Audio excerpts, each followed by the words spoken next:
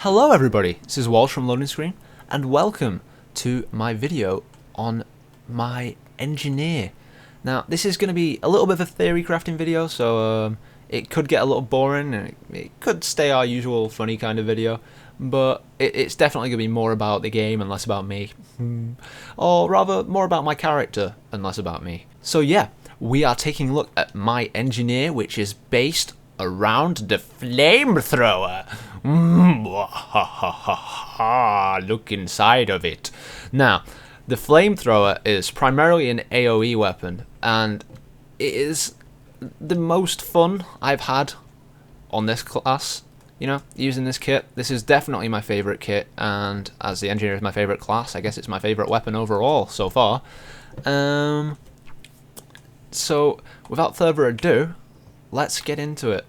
Now, let's take a look at the moves first. The first move to take note of, well, I'll just do them in 1, 2, 3, 4, 5 order. Hello. Is number 1. It is a move called Flame Jet, and it is a conal AoE that does 10 lots of damage over 2 seconds. So, it looks like this. Now, the damage going over 2 seconds, it doesn't do equal stacks of damage. It builds up, so if you want the maximum output of damage out of it, you have to pretty much wait for the 2 seconds. Now, another thing that this move does is applies a burn. Now, the burn is applied at the end of the channeling of the move, so you kind of have to sit around if you want that burn. You can move and cast, fine, and it's quite fun to do this when there's lots of enemies about and just get lots of stacks of damage on everyone, and the burn at the end. But it's no good if you do this. You've done like 200 damage and nothing else.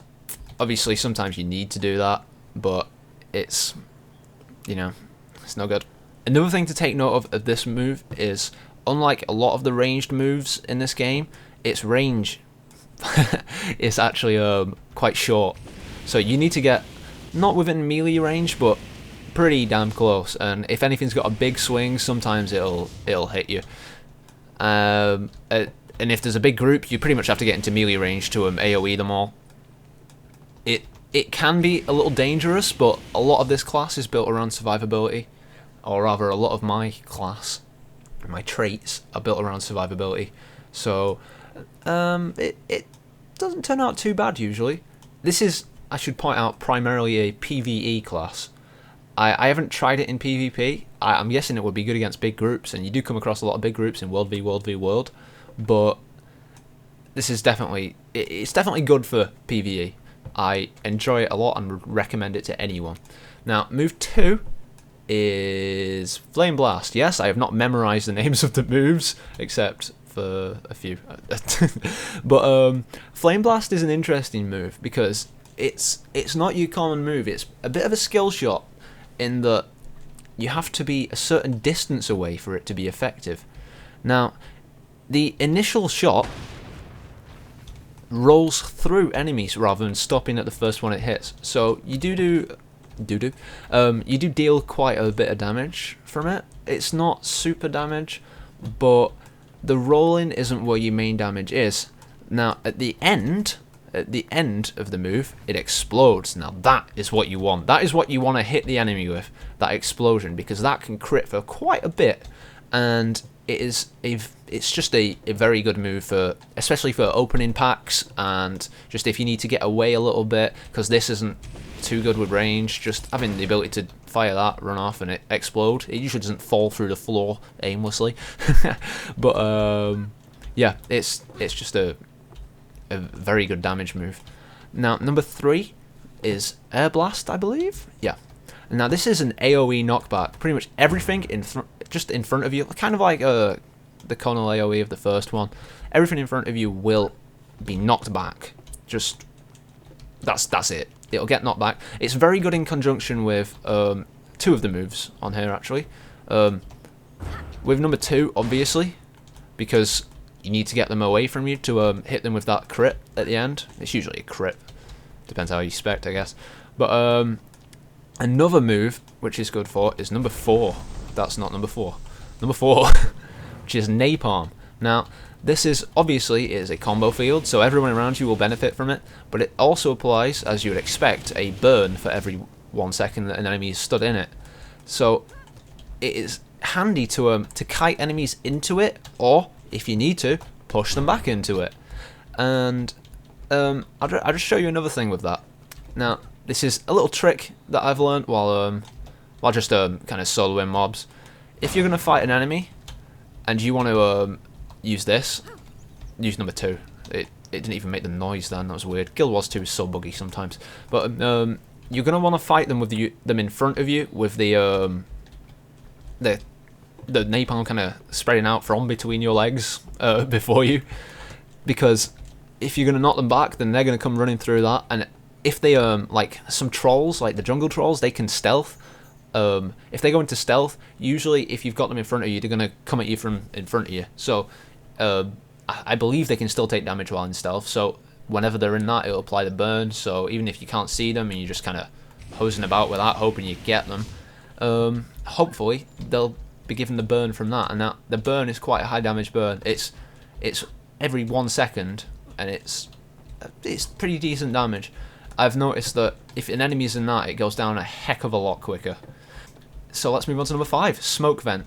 Now this is, it just applies blindness for 5¼ seconds for me with my stats, but it's very useful. It's just an escape move. One thing interesting about it is that if you cast it while casting this, it does not interrupt the cast.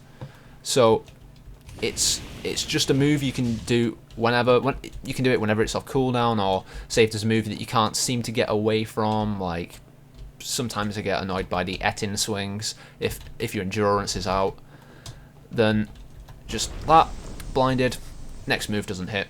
Brilliant. There is the F2 move also, the Incendiary Armor. Burn foes with your next 3 attacks. That's pretty useful.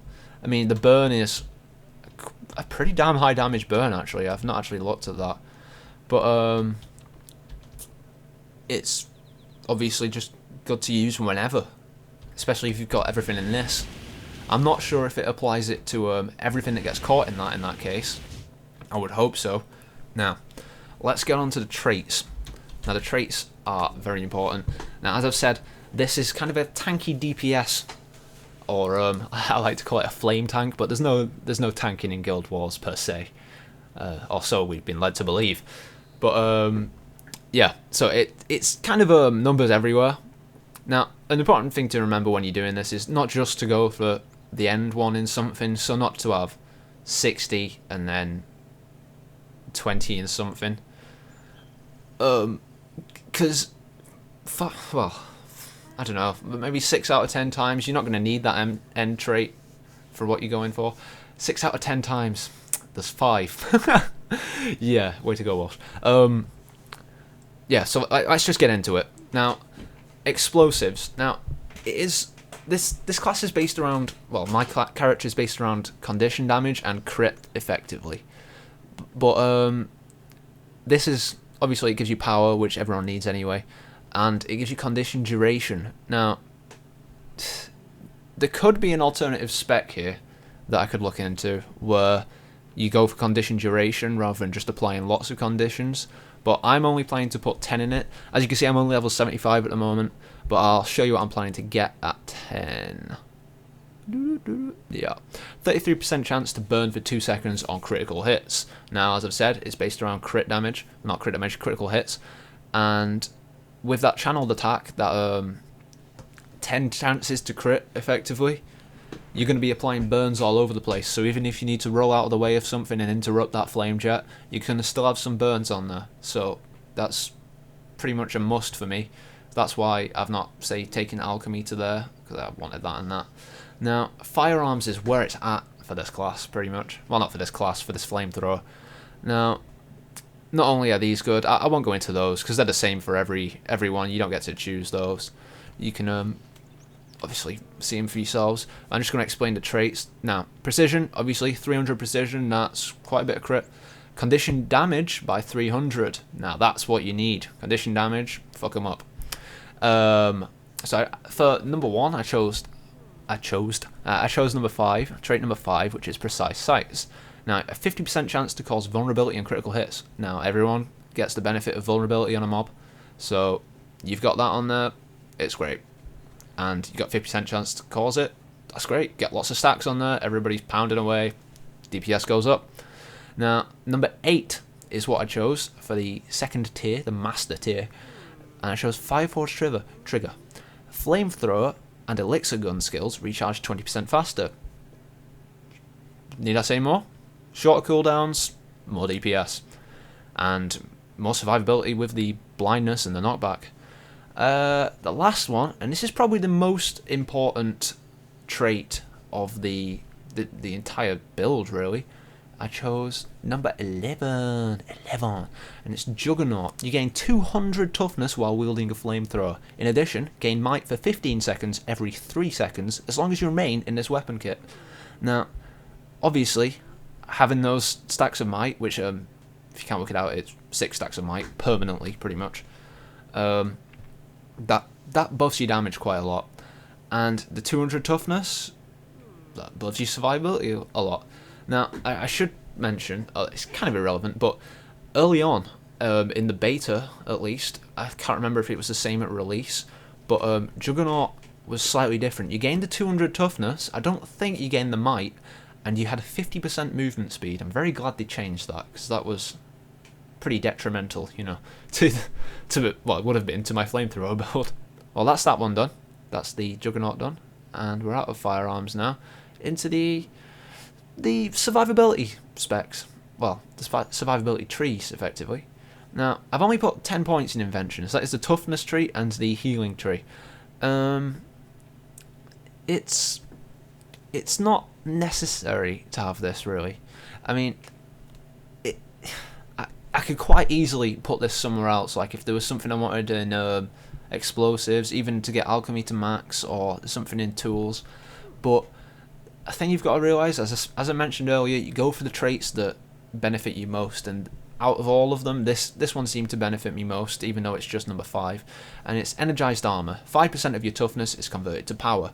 Now, there's a lot of toughness on my gear, and there's 200 toughness there and 100 there, and I know 5% of that won't add up to all that much, but still, it's damage, and you've got extra toughness from it, and healing, and all those things are good things. Yeah, that was the one that seemed to benefit most out of all the choices. Now, alchemy, I've put 20 points in. It increases vitality by 200 and boon duration by 20%. So a lot of my other skills are based around boons. I won't really go into those. I'm focusing on the flamethrower, but it's good to have 20% increased duration. The first one I've chosen is number 5, Blood Injection. 5% of vitality converted into condition damage. Condition damage, which of course you need, because pretty much based around conditions, which are dots. So Blood Injection is pretty self-explanatory, really. Now, as I've said, I've only gone up to Master, and it's number 9, which is Backpack Regenerator. Gain regeneration when using a kit. Now, obviously, having permanent regeneration is very, very useful, because you've got a permanent heal going down. It's not a huge amount that it heals for, because it's just 1 stack of regeneration, but it's still very, very good.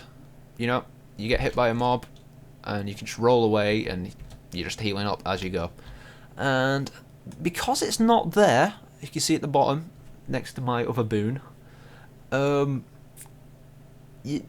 some people might not think it's actually, like, going on. So I'll just show you that it is. Now, other regeneration. Hoped. Nope. No. What has regeneration? What has regeneration? They'll have to hit much harder. Right, all of those has a chance. Well, so a few of those had a chance to give me regeneration. Other regeneration will show up as 1 stack of regeneration, but this is an always in the background stat. It kind of might make sense if they did that the same with the might, I guess. But anyway, yeah, it's a background stat. Well, a background boon, I suppose. Nice alliteration there. That's always going on, so you've always got a heal, and it's just a very, very good thing. Now, in terms of gear, obviously I'm not in I'm not even in gear for my level, basically. I've been working on crafting. That's probably why I look pretty crap at the moment. I really don't like this gear. I should transmogrify it. But I've hybridized the gear into 2 stat sets, pretty much. Now, obviously, I need condition damage and precision, but I'm also wanting vitality and toughness to keep that kind of like solo PvE stuff going down. I'm not sure how it'll play out in dungeons. I think it'll be fine in dungeons. I haven't done many of the dungeons. I've been focusing on crafting, as I've said, and in PvP, still, again, not sure. It, in theory, should work, but we'll see. We'll have to wait and see. Now, I've split it into 2 groups, which are kind of handily set out. Like the 2 purpley pink ones and the black one are in one group, and everything with a blue background is another. Now, the thing to remember when hybridizing your gear, you might want to do this differently. You might want to have, say, pants in the other spec, or well, the other set of gear or whatever. But anyway, the thing to remember is that chest and pants have considerably better stats than everything else. So the things you want most, chuck them on your chest and your pants. So I wanted precision most because there's no point having the condition damage, which is effectively its replacement on everything else, if you're not getting the conditions on there. Makes sense, really, doesn't it? Yeah, I'll just go through the gear.